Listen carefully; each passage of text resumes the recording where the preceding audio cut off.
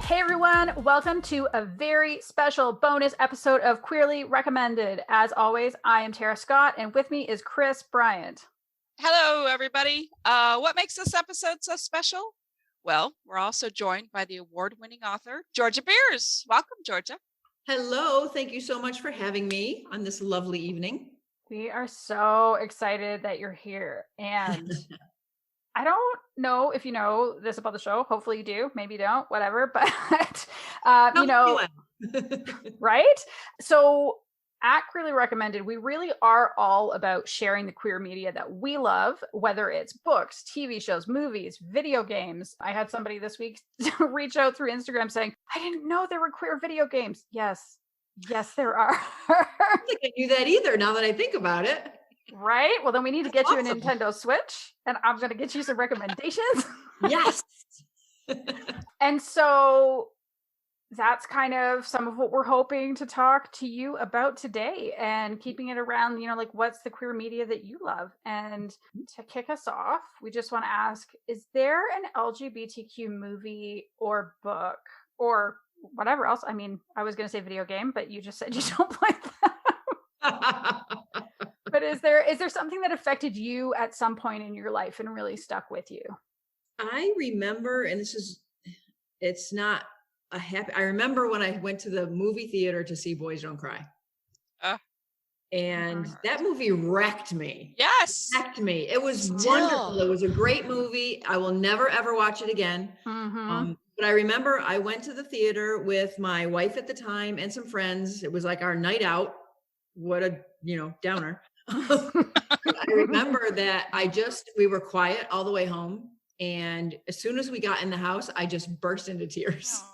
Yeah. It was just, and I can remember it like it happened yesterday. It just was, I think it was the first time that, I had a pretty easy coming out. I have never, I have not faced a lot of adversity in my own life, and I'm very lucky, and I know that. And I think that movie shined a light for me that let me know that there are some horrible people in the world, and not everybody has a yellow brick road like I did. And it has stayed with me. That's from the mid 90s, I think.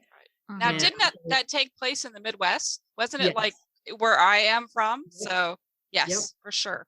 But I can see the kitchen. I can see myself walking in, and I remember Bonnie turned around and she was like, "What's wrong?" And I just started to cry, and she held me, and I just was like, "People are so awful."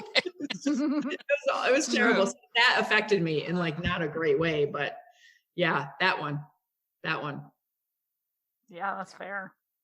Okay. So what do you want to see more of, like LGBTQ stuff, TV shows, movies? I know you write so much and so quickly, so I know that you don't have a lot of spare time, but what could be your downtime? What would you want more of? I want more movies, and I want more movies that are not about coming out. Right. I want more movies where the protagonist just happens to be gay. Yes. And like any other movie. So there would probably be a love interest, because that's what other, I want an action movie where the lead, instead of Liam Neeson, is a gay woman. And I want a horror movie where the 5 friends that go to the cabin for the weekend are all gay. You know what I mean? Like I want that kind of stuff where the movie's not about their coming out process or dealing with their parents or bringing somebody home. Because I know that happens, and I realize that that's important, but I feel like that's what we always focus on when we make movies. And I want people to make movies out of the millions of books that we've all written, because I will tell you, let me give you a little of my background. We have an awesome LGBTQ film festival here in Rochester.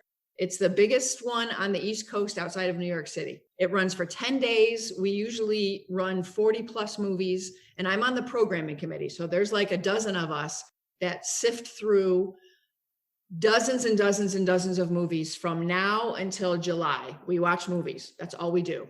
And then we talk about them and we say, well, does this appeal to the audience? What are the pros and cons of this movie? Does this work? And then we put the programming together. So I see a lot of crap. And when I see something like that, it makes me crazy, because I'm like, Who's writing this stuff? I know so many good writers. I know I'm a good writer. Come and find us. Make our books into movies because there's such good stuff. And I don't know who's writing these terrible screenplays. There's some really good stuff too. I don't mean to trash everybody, but when you have to sift through the dregs, there's some dregs, let me tell you. Oh, definitely. I do that for, for the show. I'll turn on I'll speak into the remote and I'll say LGBTQ movies. Mm-hmm. And I'm like, oh, this sounds good. And then I like watch it. And I'm like, this is the worst piece of shit I have seen. And it's like, I just wasted 2 hours of my life. Well, and you know what that's called? I call that the lesbian rule of mediocrity. Because we will watch whatever there is and love it because there's lesbians in it. But that's what we do. I think you and I argued one time a couple of years ago about a movie. And I don't remember what it was. It just popped in my head. And it was like, I was so mad because I wish I could remember the movie because we were arguing about it. And I just thought it was horrible. I thought the acting was bad. And it's something a young woman brings her girlfriend home, but doesn't tell her parents it's her girlfriend. And it's kind of real soap opera-ish looking. And I want to say Happiest season. No, it wasn't that one. I think we all everybody knows about. Yeah, no, it wasn't that one. It was like, oh God, I wish I could remember what it was. But yeah, just like the desperation we have to have representation on the film, or on on the screen. We want that. And by the way, I just want to say we can have Liam Neeson, but let's make him gay, or a gay Liam. Yeah, I mean, like the Taken series. Let's have let's have a Liam Neeson and a husband and a daughter gets taken. I mean, I feel like anything. I feel like anything. Give us a lady James Bond. She can still have a Yes. I agree. Who would we cast as Lady Jane Bond? Who would we cast as Jane Bond? Charlize Theron. That's my pick. Cool. But she's already played something like that. What was she in? You're right. She just did this kind of type. She was in Berlin and Atomic Blonde. Oh, that was Atomic Blonde. Yeah, that's right. Yeah, I was. So we need based something on the old guard. Suave. Somebody who's real suave, who could slip in and slip out, and who. I mean, if Angelina Jolie was 10 years younger, she could still do that. I know. She was great in Salt. Yeah. Yes, Salt. That's one of my favorite action movies ever. I love Salt. I will watch anything Angelina Jolie if she's on the TV. I will stop and just be like, me too, mesmerized. And I've seen it 9,000 times, and I know what happens, and I'll still stop and watch. Yep, me too. She's my eye candy for sure. Yeah, she's everybody's eye candy. Some people, there is a love-hate with her. Some people are so in love with her, and there are other people that are just like, oh my gosh, she's horrible, blah, blah, blah, blah. My mom told me one day that if she was ever going to sleep with a woman, it would be her. I love your mom. Okay. That's funny. That's good. Yeah. Okay, so back on this recommendations, do you ever go with somebody else's recommendation, or you just kind of wing it? Do you find something, or do you see something on Facebook or Twitter?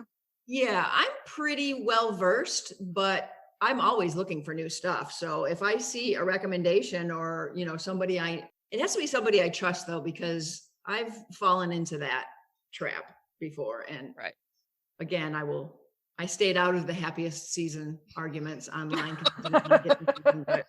Yes. I feel I did not enjoy that movie at all. Thank you. I didn't either. I thought the girlfriend was awful to her girlfriend. I mean, I thought she was an awful person.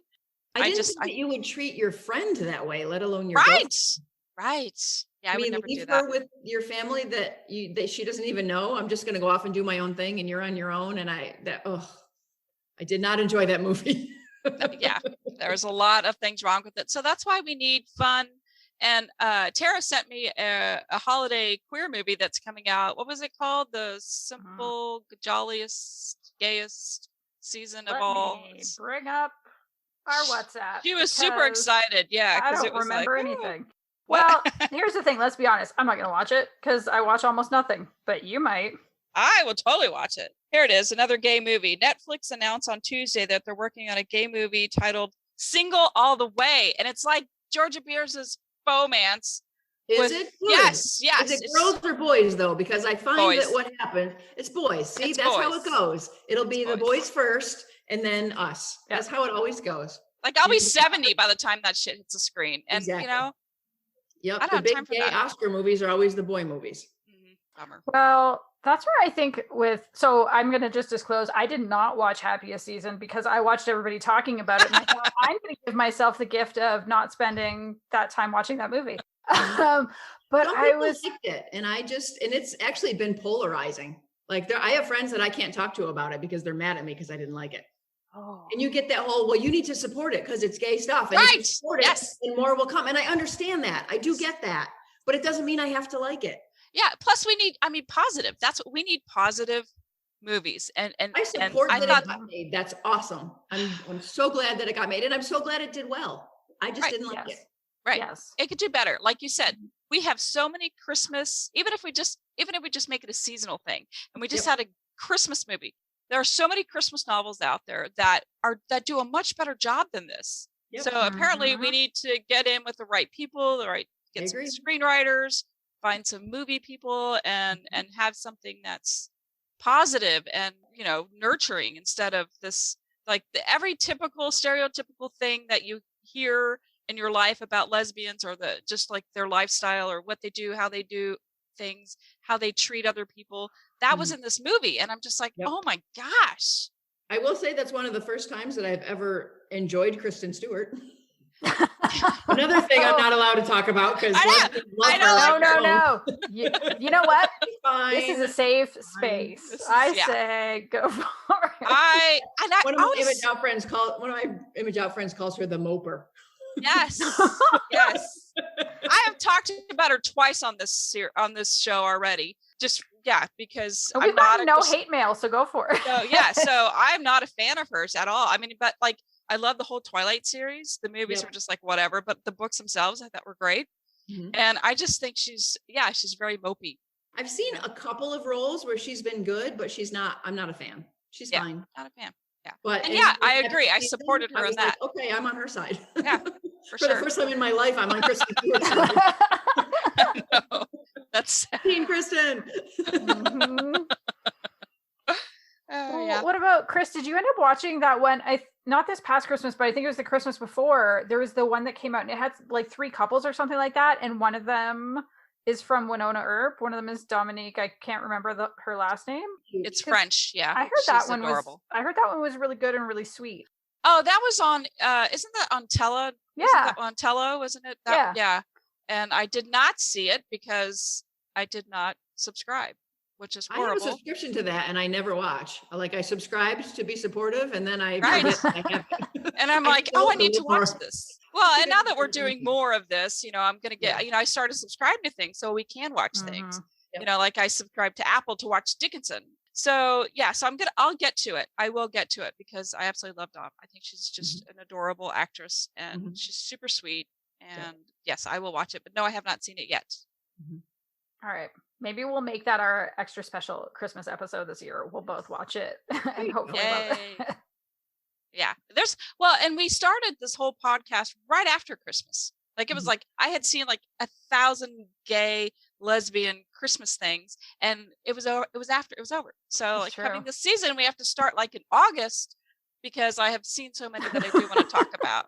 Just recommendations. Your recommendations from August to December is just going to be nothing but holiday. Let's go all holiday movies. Just tell you that now, all holiday movies. So Georgia, I don't think it's a secret that you're known as one of the biggest authors in lesbian romance. Well, that's just because there's been a pandemic. I've put on a little extra weight. I'm working on that. I'm working on it. All right, phrasing. One of the most popular authors in lesbian romance. Although, who among us has not put on a few pandemic pounds? Let's be honest. Horrible. How much romance do you read? And do you read outside of romance? I do. Yes. I try to read my friends' stuff. It's hard. I read Kris. I read Melissa Brayden. I try to read Rachel Spangler. I try, like Kris and Melissa are my first 2. And then I have more that I need to get to, but it's awful. I'm trying to be better about that, but I run out of time. And plus I tend to go romance, suspense, because I really like suspense and thrillers. So I go back and forth and then I get stuck and then I also read some mainstream romance. I love Kristan Higgins. Oh yeah. Shalvis. I feel like I read somebody else recently, but I can't remember now who it was. Ann Padgett is somebody I love, who I guess I would classify as dramatic fiction. And I read a lot of suspense, a lot of thrillers. Those are my favorite movies. Those are my favorite. I wish I could write suspense, but I don't think I am smart enough. I don't think you have to be so careful to tie up every last loose end. And I worry that I would miss one, because readers are smart and they will catch you. Yeah. Well, I mean, I am not an author, so I can't fully empathize, but I have to imagine it can't be easy to be like, is Nora Roberts the only one who does both equally well? No, a lot of them. Or there are a lot? Oh, okay. Yeah. I just think it's not. And I say it's not something I can do. It doesn't mean I wouldn't try at some point, because it is, I love romantic intrigue. Love it, love it, love it. I just, I don't know. I don't know that I have it in me. Yeah, I feel the same. I'm not a Sydney Sheldon. I can't do that, write romance with this. Yep. Like love massive to read it, backstory. Yeah. I'll read Carson Tate all day long, but I don't think I could write that. Fair. Yeah. So, do you have any big old queer recommendations for the listeners? Just things that you have really loved. Maybe they've gotten you through the pandemic. Maybe it's just something that you think everybody needs to watch or read. What is it? I've got my old favorites always that I will pull out and watch whenever. Imagine Me and You is always going to be one of those, just because I love it so much. And I love everything about that movie. But have you guys seen Summerland? No. So good. It's actually, they're running it on, I want to say it's on Showtime right now, but I on demanded it. I want to say maybe 5 months ago when it was released. It's British. It's with Gemma Arterton, who I adore. Ooh. Gemma Arterton of the Overbite or Underbite or whatever. She is perfect. Yes. Yeah. And it's just a sweet, sweet story. It's the lesbian part of it is kind of a backstory, but is very integral into the entire thing. So it's definitely worth it. It's got a fun little twist that I didn't see coming.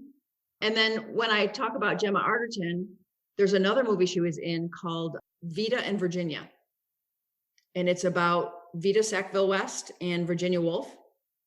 And they had a fling. And it's so good. And the Virginia Woolf character, just as a writer, the vocabulary in the script just made me swoon. I was just all like, oh my God, I love this movie. That was actually something that we screened for our festival last year. So I watched it with a group of people, and we all loved it. The guys, the girls.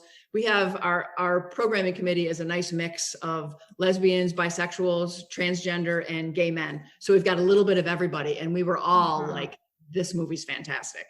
It's sexy, it's intelligent, it's funny, and Virginia Woolf, Gemma Arterton plays Vita Sackville-West, and Virginia Woolf is played by Elizabeth Debicki. Do you know who she is? She was in Widows. She's in the movie Widows. She's very tall. She's like 6'3", I think. Wow. Blonde, beautiful. It's a really well-written movie. I highly, highly recommend it. Very good. Kris, I feel like you're going to jump on that fast. Well, no, I know. I was going to type it in. I was like, wait a minute, I'm in the middle of a podcast. What am I doing? No, I'm supposed to be talking. Yes. So I'm going to hold off on that. But yes, I will totally jump on that, because I do that a lot. And ever since, the episode that's going to drop on Tuesday, we discuss a website where now I go to it because it saves me a lot of time. It tells you like different, like, does somebody die? Does somebody get beat up? Does a dog die? All those other things that are important that I want to know before I go through and start watching a movie. Well, that's like spoiling the entire movie. Does somebody die? Does somebody get beat up? Okay, so I usually go there, or I have been going there just to find out the ending, if the ending is worth it. Like, I've seen some movies. Well, it's just like, if people. These are just like random people. Yes, the ending is worth it. Yes. Well, it's like, is this a happy ending or a sad ending, I guess is Okay. what it does. All right. And so I started looking because I started watching this one movie and I thought, oh, this has potential, because I really don't know a lot about the movies that I'm going to watch or recommend. I'll just read the little blurb that you see. Okay. And so I'm like, oh, this is kind of cool. It's very, very queer. You know, it was like Brooklyn Bazaar. I started that. And I was like, this is interesting. Okay, I can do this. This is, all right, cool. All right. There's some little like different kind of kinky things. I'm like, okay. And then there was kind of a rapey part. And I was like, I'm out. You know, there's certain things and I had already invested like half an hour into this movie. Yeah. And so there's Brooklyn Bazaar. Never heard of it. So, but it really did have potential. And I just didn't like the way this one scene was happening. So like, I want to know if there's like a rape scene, I can prepare myself for that. If it even needs, like you said, why can't it just be a normal movie that doesn't focus on sexuality? Why does it have to be, you know, why can't it just be a normal, like, hey, I met somebody here, or we're going on vacation here? But no, like, we have to have movies about whether it's coming out or, you know, leaving your husband in heterosexual marriage and finding a lesbian to be with. It's always based upon sexuality. All lesbian movies are based upon preferences, sexuality, and coming out. And like, there are so many movies and TV shows which I will watch, but they're all about young adults. Right. And I want to see movies that are, you know, more characters that are more like our age, like in their 30s. Right. So, right. And I don't want to say that, you know, we don't need coming out movies anymore, because we do, and we always will. And I know that there's been a little bit of I don't want to say a backlash, but a little bit of an outcry about all of the lesbian period movies that have been coming out. Like, everything is in the 1800s or whatever. And I actually just watched The World to Come. Yes. Yeah, that's the one that got us to look at. So somebody wrote in, so the episode that Kris was talking about is actually going to be on a week before this one comes out. And somebody had written in and said, why haven't you talked about The World to Come? This was my favorite. Like, my wife and I saw it. It was beautiful. It's the best lesbian movie we've ever seen. And I had been saying to Kris, the reason we started the reason we went to this website was because I had been saying somebody needs to build a website called like, Does the Lesbian Die? Kind of like the Does the Dog Die website, because. Which I go to all the time. That's the only thing I want to know. Does the dog die? Well, it turns out that they have a ton of filters on that website, including for LGBTQ people, because for me, like, I was fucking scarred by watching the movie High Art. It's the same director right? Yeah, like, it just like such a painful, and that it was like that, and I can't remember, there were a couple of others, but it was like, oh, okay, so there's not going to be queer women in a movie unless there's some kind of a punishment, whether it's like one of them dies, one of them gets institutionalized, one of them goes back to their partner for a loveless marriage, like whatever. And I was like, I am done. So Kris watches all the movies and TV shows for this podcast, and I watch none of them because I needed that website. But the funny thing is, my husband Neil, he edits this podcast, was the point of what I was trying to say. And as he was editing that one, he was like, oh, did you know they have filters for that on Does the Dog Die? And I was like, shut up. I didn't know that either. Thank you, Neil. That is the website I've been using. And you go through it. Because I watch a lot of horror movies, and if there's an animal in the horror movie, that's my first thing is, is the dog going to die? The dog knows. Nobody listens to the dog, and the ghost kills the dog. That's what always happens. The dog knows. I mean, I don't know if you saw The Conjuring, but the dog won't go in the house at the very beginning. And I'm like, listen to the dog. Right? No. Yes. So we went through, for that movie, we kind of went through not everything, because they have like dozens of things it filters on, but you already know this because you saw the movie, but no dragons die in that movie. Yeah. And I had just come off of reviewing Ammonite. Yeah. So I love Ammonite. Yes, thank you. Right? We have to talk about the ending. I need somebody to talk about the ending with me. We will.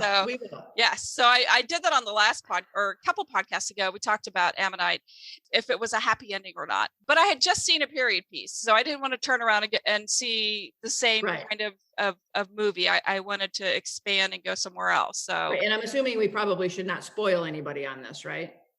On the show in general, I mean, because we could discuss The World to Come, but we could do a spoiler announcement, like turn it off.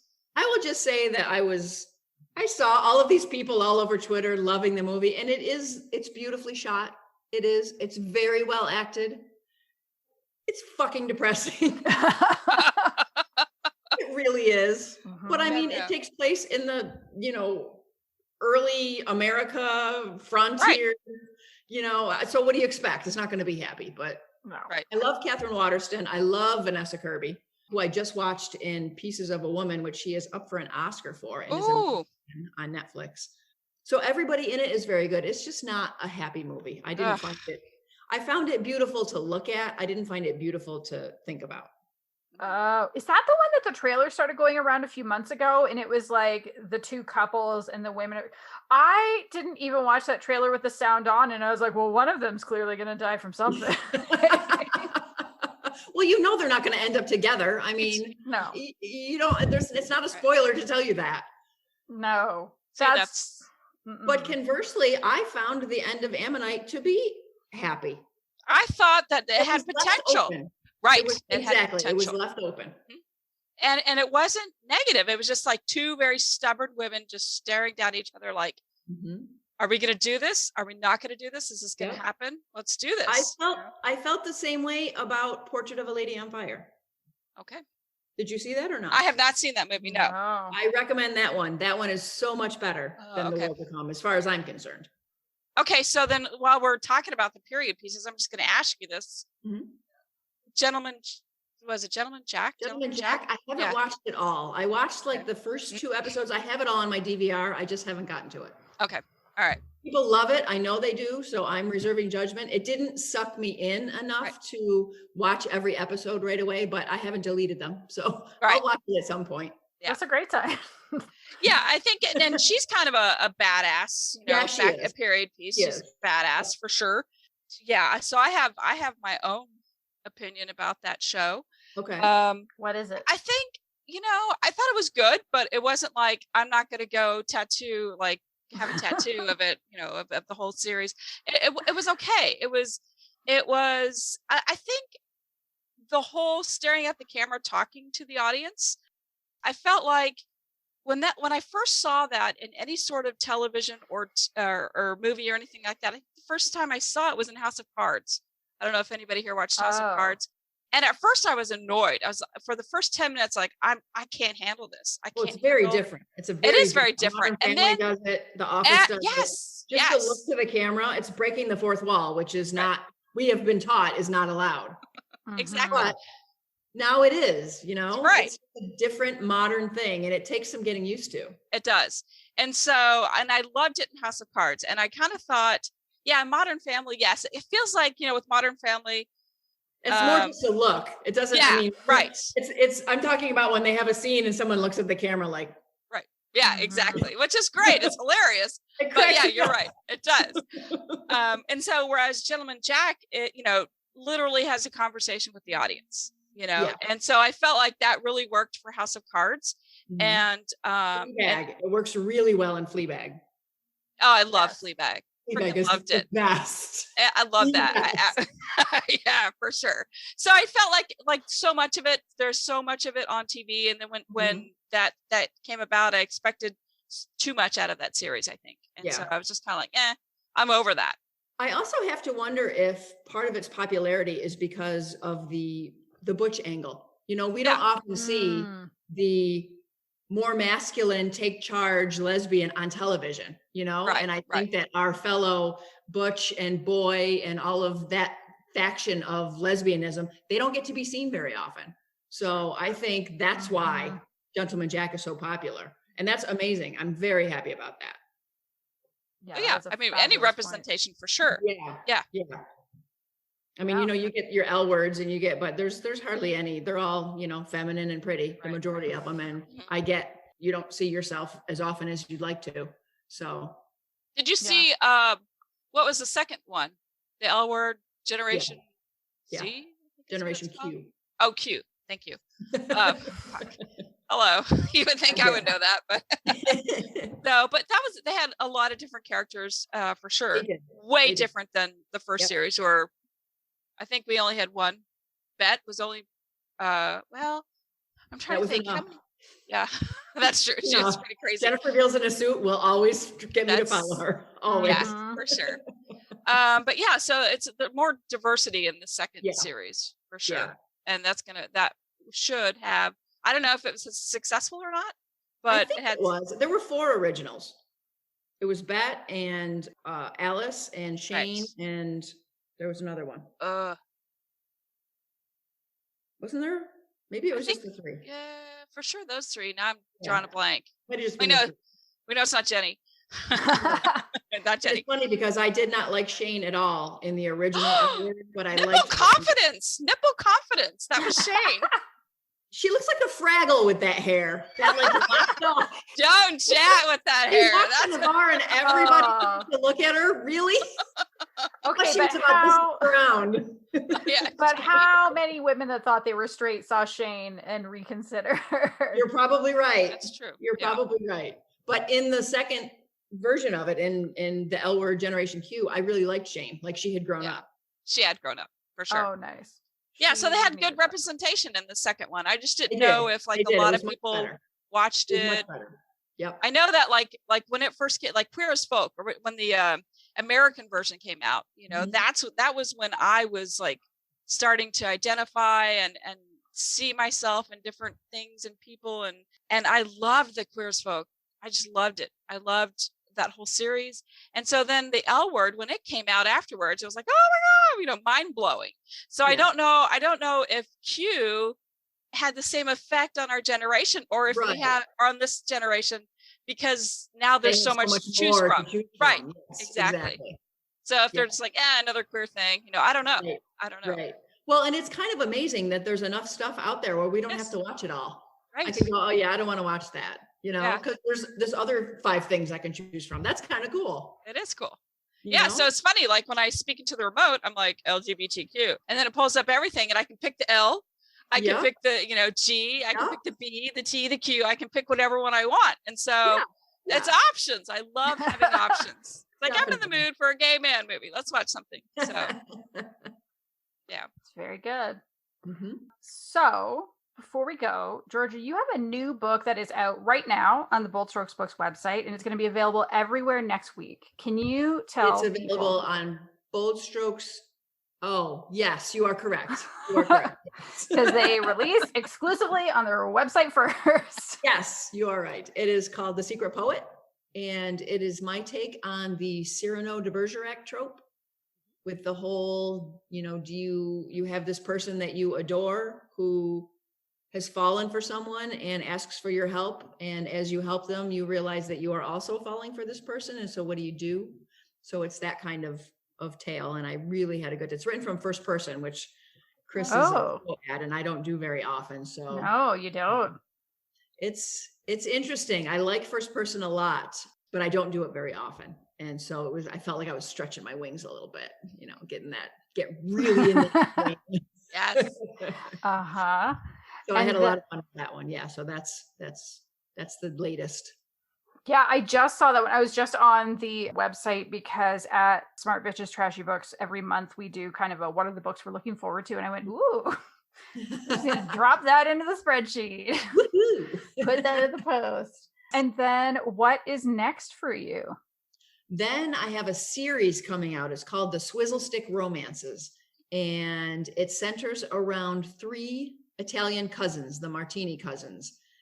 Julia, Vanessa, and Amelia. And Julia owns a bar, and in the back of the bar, she has made it into like a little hangout area where she and her cousins hang out, and she practices making drinks, and they sit on a couch and they navigate love and life and all of that. So it's 3 books in the series. So each book is one of the cousins meeting her love. Mm-hmm. The first 2 are written. I just sent the second one into my editor. I have to finish editing the first one, and then I will start writing the third one this week. Very exciting. So should the first one be out later this year? It will be out in August. Yes. Oh, cool. Yeah, because how many books do you put out a year? It's like 3 or 4, isn't it? Yeah, 3. Okay. 3. Yeah. Last year I did 3 books and a novella, which was rough. That's a lot. But I did it. Hey. So novella, and that was kind of a no-brainer to write. I had a lot of fun with it. That was my first fake romance. Yeah, it was great. Thank you. Yeah, Thank I you. loved it. I loved it. You can tell. You can tell, like when a writer has a lot of fun with their books, you can always tell because it really comes through. And and especially novella and Christmas. You can't fuck up Christmas. Right? Come on. It's perfect. It's perfect. I want to read another one for Christmas. Yes. That was fun. Yeah, I love Christmas stuff. I mean, I wrote the tinsel for Christmas, and I do. I love Christmas. That's why I'm doing this whole podcast from August to December. It's going to be about Christmas. But for sure, I mean, you definitely need to write a Christmas book or a Christmas novella again. For sure. I'll get on that. Yeah. So how can people find you online if they'd like to connect with you? Oh my God, I'm everywhere. It's hard to escape me. I'm on Facebook. I'm on Twitter. I'm on Instagram. I have a Tumblr, but I have no idea how to use it. So it just sits there. I don't understand Tumblr. I'm so old. That's the same thing in the world. I can feel all kinds of young, and then I pull up my Tumblr and I'm like, I don't know what this is. I don't even have my password anymore. Yeah. And I have a website, georgiabeers.com. So good. That is all for this episode. Thank you, Georgia, so much for joining us. This was a blast. Thank you, guys. I had so much fun. For everybody else out there, we hope you enjoyed the show as much as we did. If you have, please subscribe wherever you listen to your podcasts. And if you would consider leaving a review on Apple Podcasts, we would love you forever. And if you want to connect with us on your favorite social media, just look for Queerly Recommended on Instagram, Twitter, Facebook, or even our website, queerlyrecommended.com. Bye, everyone. Bye.